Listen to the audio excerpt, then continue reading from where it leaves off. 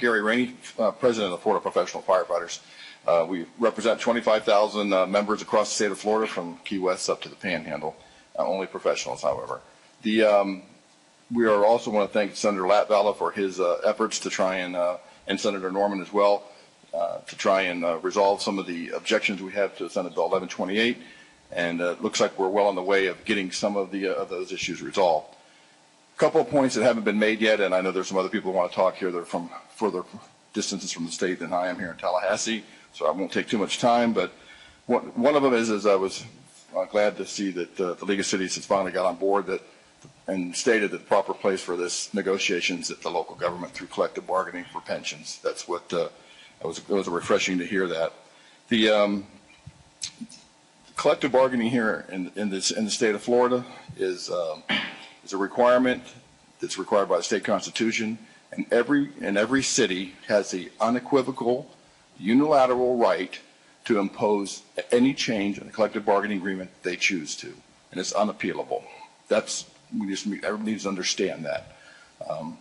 The other thing I want to mention is that I was here Friday for the Madison Institute report, and there was a lot of discussion about hypotheticals that perhaps if some city defaulted, it could have a ripple. We've been mentioning it today, the ripple effect on the bond ratings and things like that.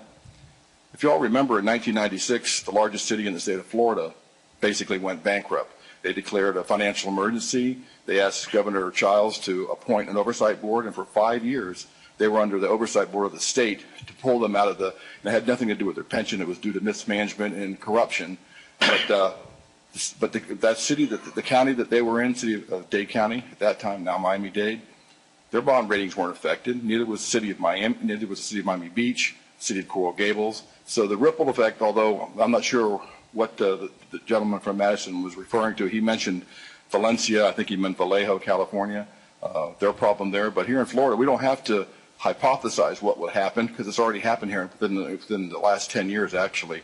Of a city, the largest one, not just some small, city here in the city, the largest one, basically going into financial oversight emergency, and there was no ripple effect on the bond ratings for the other cities that are around them. So I think you can kind of put that argument to rest.